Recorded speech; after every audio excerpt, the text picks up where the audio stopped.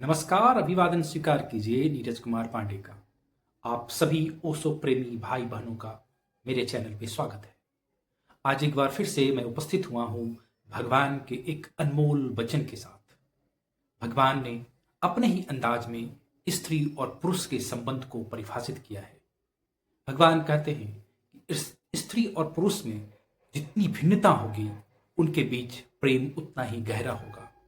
भगवान कहते हैं स्त्री का प्रेम समर्पण देना चाहता है, जबकि पुरुष का प्रेम स्वामित्व चाहता है। भगवान रजनीश कहते हैं कि स्त्री और पुरुष के प्रेम का मनोविज्ञान बिल्कुल अलग अलग है और दोनों की यही भिन्नता एक दूसरे में रहस्य पैदा करती है, और यही वो रहस्य है जो दोनों के बीच में आकर्षण पैदा करता है। ओशो कहते हैं कि स्त्री और पुरुष के बीच में ये जो भिन्नता है, ये जो अलगाव है, यही दोनों के बीच में एक मधुर तनाव पैदा करता है, और इसी तनाव में आकर्षण है। दोनों में जितनी भिन्नता होगी प्रेम की प्रगाढ़ता उतनी ही सघन होगी। इसलिए स्त्री और पुरुष दोनों भिन्न भिन्न बनाए गए हैं, दोनों का मनोविज्ञान अलग अलग है। हालांकि ओशो का हर प्रवचन, ओशो जिस भी विषय पे अपनी विचार को रखते हैं वो बिल्कुल नया हो जाता है, वो बिल्कुल अनूठा हो जाता है। उसके बावजूद भी ओशो ने स्त्री और पुरुष के प्रेम को जिस हिसाब से, जिस तरीके से, जिस अनूठे तरीके से इस प्रवचन में प्रस्तुत किया है, उसका दूसरा उदाहरण दुनिया में कहीं भी नहीं मिलता है। तो चलिए हम सभी मिलके आज ओशो के इस प्रवचन का आनंद उठाते हैं। स्त्री और पुरुष जितने विपरीत हों उतना ही सुखद है। जितना उनके बीच फासला हो,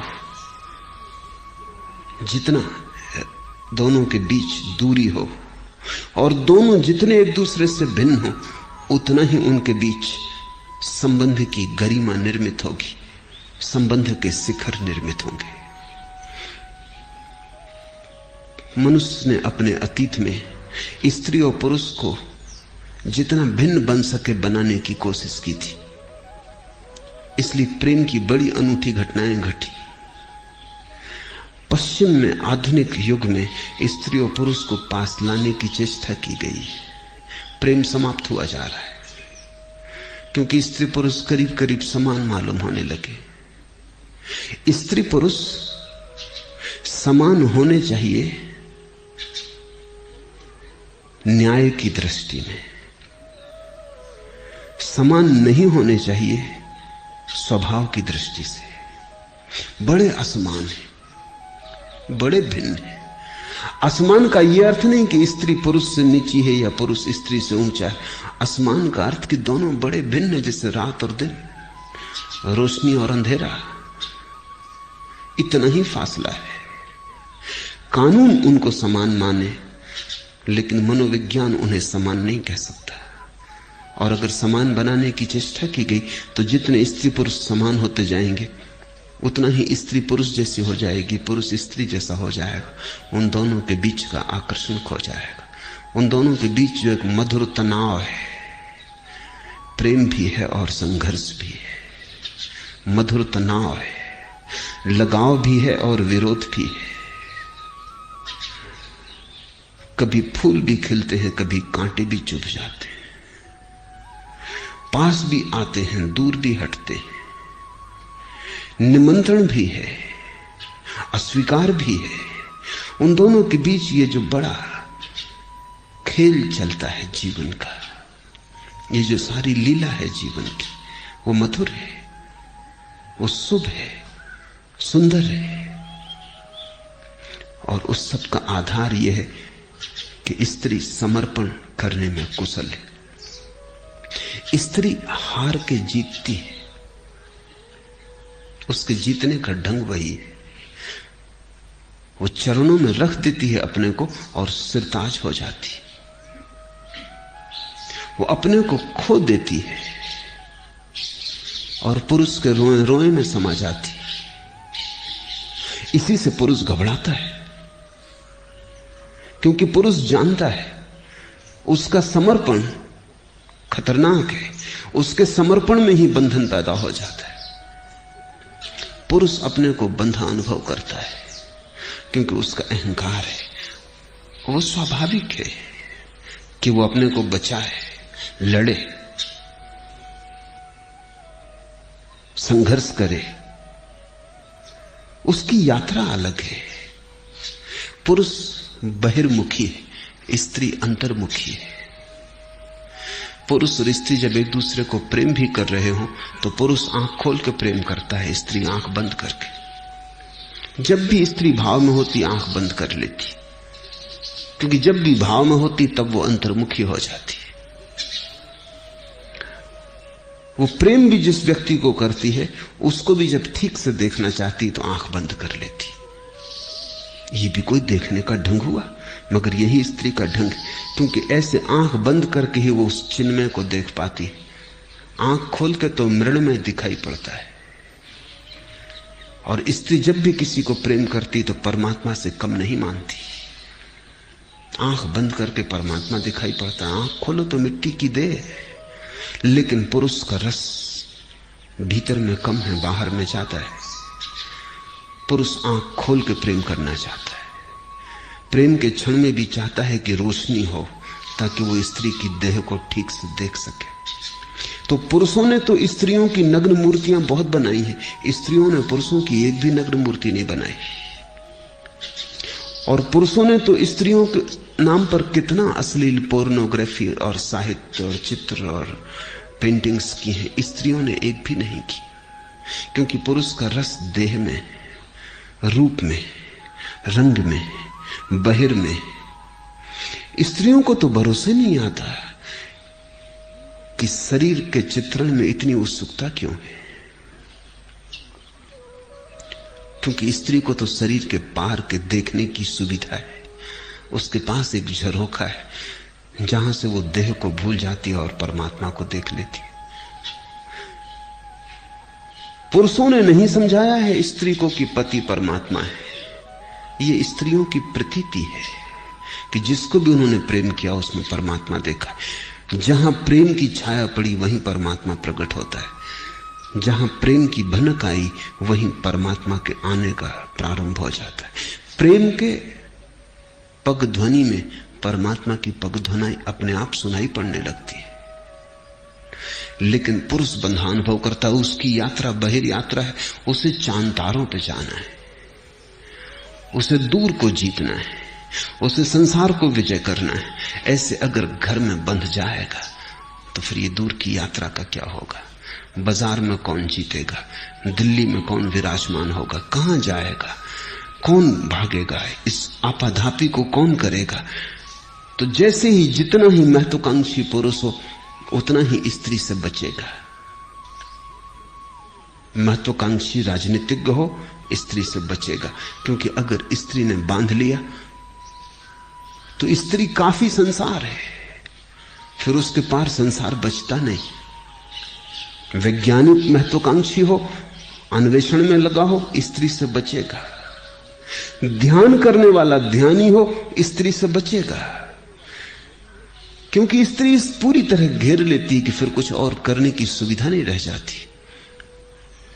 ध्यान न करने देगी, शास्त्र न पढ़ने देगी, चुनाव न लड़ने देगी, धन न कमाने देगी, क्योंकि चारों तरफ से घेर लेगी। स्त्री तुम्हारे चारों तरफ प्रेम का एक घर बनाती, उसमें तुम्हें लगता है कि तुम घुटे घुटे अनुभव करते हो, क्योंकि तुम्हारी महत्वाकांक्षा मरती।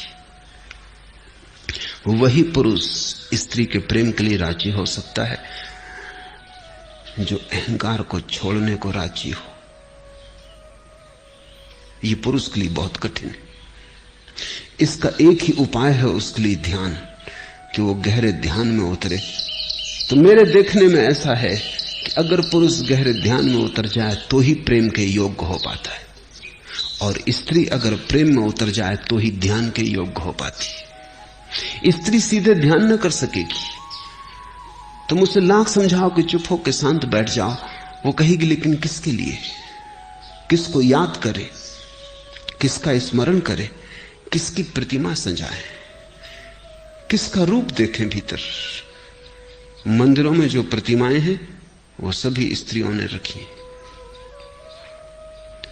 परमात्मा के नाम के जितने गीत हैं वो सब स्त्रियों ने गाए। भजन है, कीर्तन है, उसका अनूठा रस स्त्रियों ने लिया है, और पुरुष और स्त्री के बीच बड़ी बेबूझ पहेली है। वो एक दूसरे को समझ नहीं पाते। समझें भी कैसे? तुम जिस स्त्री के साथ जीवन भर रहे हो या जिस पुरुष के साथ जीवन भर रहे हो, उसको भी समझ नहीं पाते, क्योंकि भाषा अलग है, यात्रा अलग है, दोनों के सोचने का, होने का ढंग अलग है। जिस दिन दुनिया में ठीक ठीक समझ आएगी, उस दिन स्त्री का मनोविज्ञान अलग होना चाहिए, पुरुष का मनोविज्ञान अलग। उन दोनों के मन अलग है। इसलिए सिर्फ मनोविज्ञान कहने से कुछ भी ना होगा। मनोविज्ञान से क्या पता चलता? किसका मनोविज्ञान? स्त्री का या पुरुष का? स्त्री का मन का ढांचा ही अलग है, पुरुष के मन का ढांचा अलग है। इसलिए पुरुष महावीर और बुद्ध बन जाता है। महावीर को हमने नाम दिया जिन, जिसने जीत लिया। बुद्ध को हमने नाम दिया बुद्ध, जो जाग गया। लेकिन मीरा से पूछो जीता, मीरा कहेगी हारे। कृष्ण को और जीतने की बात ही बेहोती है। परमात्मा को जीतने की बात ही बेहोती है। जीतने की भाषा में ही आक्रमण और हिंसा है। अब थोड़ा समझो, महावीर जैसे अहिंसक को भी हमने जिन कहा, लेकिन जिन शब्द में ही हिंसा है। जीता, विजय, वो भाषा ही क्षत्रिय की है, वो भाषा पुरुष की। अब महावीर वैसे परम ध्यान को उपलब्ध हुए, ज्ञान को उपलब्ध हुए, लेकिन भाषा तो पुरुष की ही रहेगी।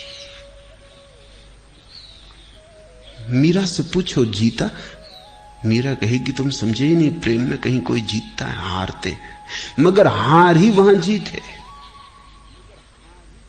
मीरा से पूछो जागी, मीरा कहेगी जागना वहां कहां है, वहां तो खोना है, वहां तो मिटना है, वहां तो बेहोशी ही होश है। अब इसको थोड़ा समझ लेना। मीरा के लिए बेहोश हो जाना होश और हार जाना जीत जाना है।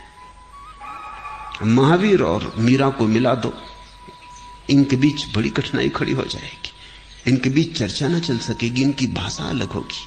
जैसे दो अलग भाषाएं बोलते हो, एक जर्मन बोल रहा हो और एक जापानी, और कहीं कोई तालमेल ना बैठता हो, बैठेगा नहीं। पुरुष के लिए स्त्री पहेली रही है, स्त्री के लिए पुरुष पहेली। स्त्री सोच ही नहीं पाती कि तुम किस लिए चांद पर जा रहे हो, घर काफी नहीं। वही तो यशोधरा ने बुद्ध से पूछा जब वो लौट कर आए कि जो तुमने वहां पाया वो यहां नहीं मिल सकता था।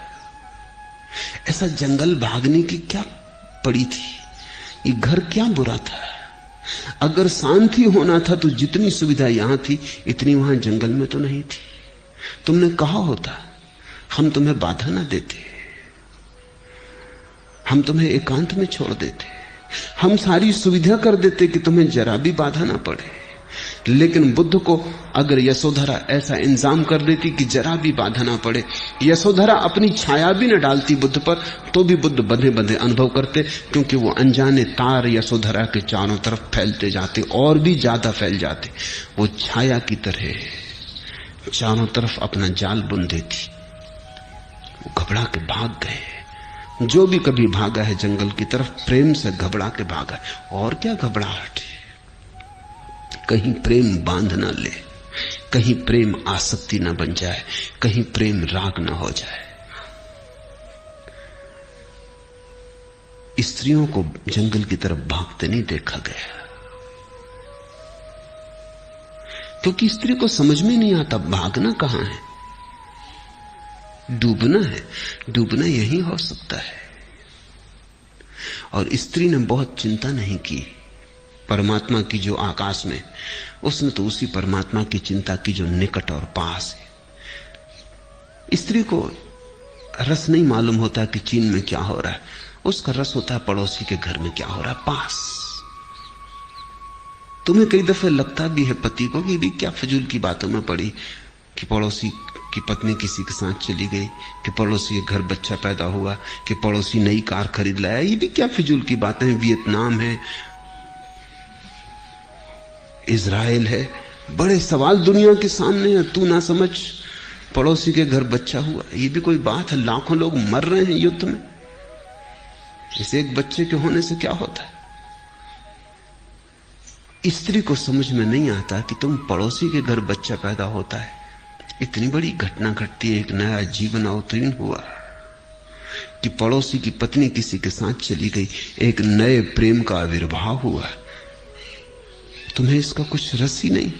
इजराइल से लेना देना क्या है?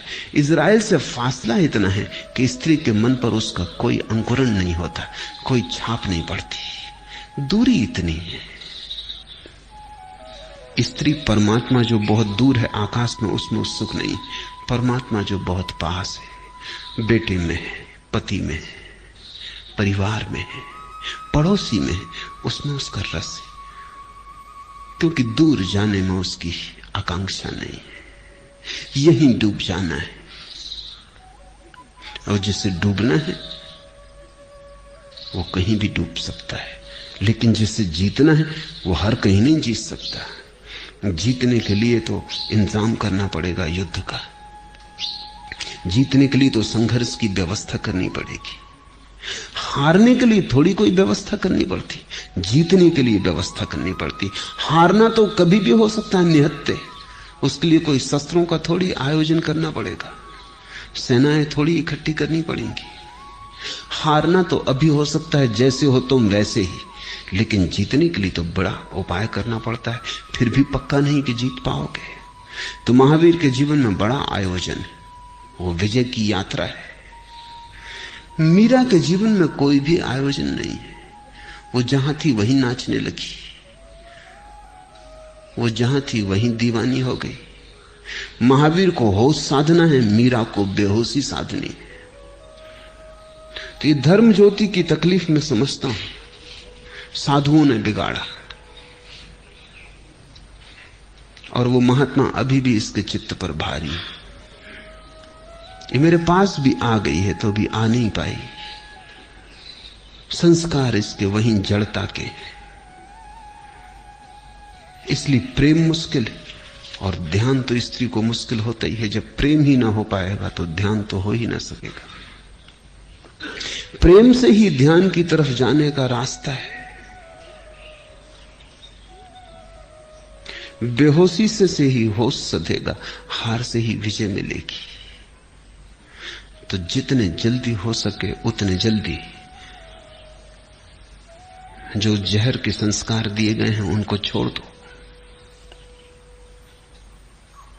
उनको हटाओ। इन संस्कारों के कारण तुम ठीक से स्त्री ही ना हो पाओगी, तुम्हारा हृदय प्रमुदित ना होगा, तुम खिल ना पाओगी। ध्यान रखो, अगर प्रेम ही ना सधा तो ध्यान तो कैसे सधेगा। प्रेम को ही साध लो तो ध्यान भी सध जाएगा। प्रेम की ही अन्यतम गहराई में ध्यान का फूल खिलेगा। वही स्त्री के लिए मार्ग है। हां, कुछ कभी कभी अपवाद स्वरूप कुछ स्त्रियों ने ध्यान भी साधा है, लेकिन अपवाद को मैं नियम नहीं बनाता। कश्मीर में एक स्त्री हुई लल्ला, उसकी महावीर से बैठ जाती बात। वो महावीर जैसी ही नग्न रही, कोई दूसरी स्त्री पूरी पृथ्वी पर नहीं रही। जैसे महावीर नग्न रहे ऐसी ही लल्ला भी नग्न रही। अकेली ही स्त्री है वो पूरे मनुष्य जाति के इतिहास में जो जंगल की तरफ भागी और नग्न हो गई। कश्मीर में उसका बड़ा आदर है। कश्मीरी कहते हैं हम दो ही शब्द जानते हैं, अल्लाह और लल्ला।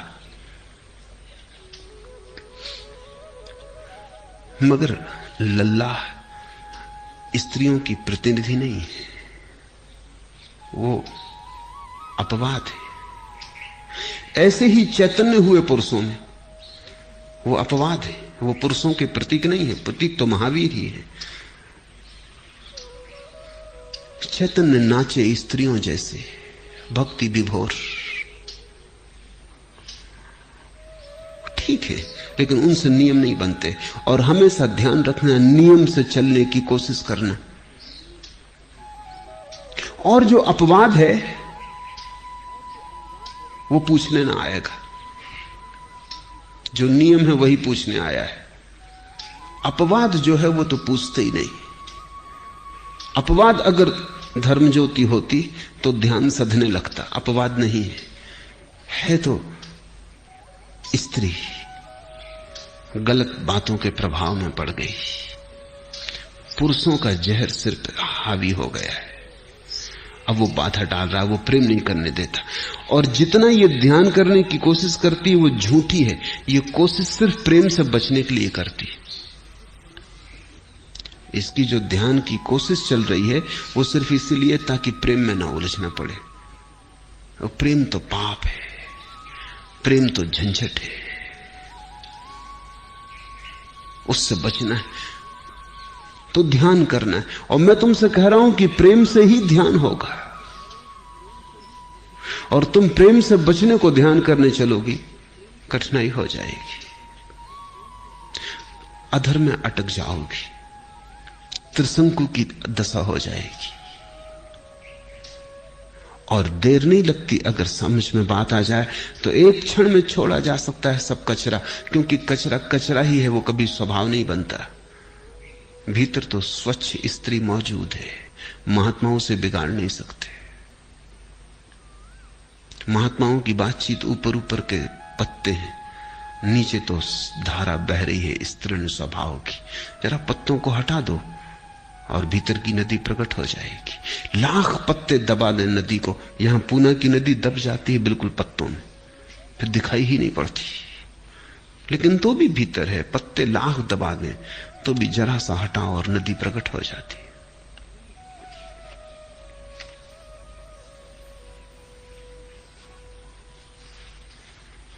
मैंने पूछा था कि है मंजिले मकसूद कहां, खिज्र ने राह बताई मुझे मैं खाने की। मैंने पूछा था कि जीवन का लक्ष्य मंजिले मकसूद कहां है, और मेरे गुरु ने मुझे राह बताई मैं खाने की। उसने कहा बेहोशी में,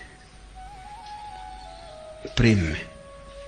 मैंने पूछा था कि मंजिले मकसूद कहां है, मंजिले मकसूद कहां, खिज्र ने राह बताई मुझे मैं खाने की। स्त्री के लिए वही राह है, मैं खाने की, बेहोशी की, खोने की, लीन हो जाने की, तल्लीन हो जाने की, अपने को इस तरह मिटा देने की कि भीतर कोई बचे ही ना। जिससे प्रेम किया है वही बच रहे। प्रेमी बचे, प्रेसी खो जाए, परमात्मा बचे, भक्त खो जाए। और तब अचानक भगवान भी खो जाता है। जब भक्त ही खो गया तो भगवान कहां रहेगा।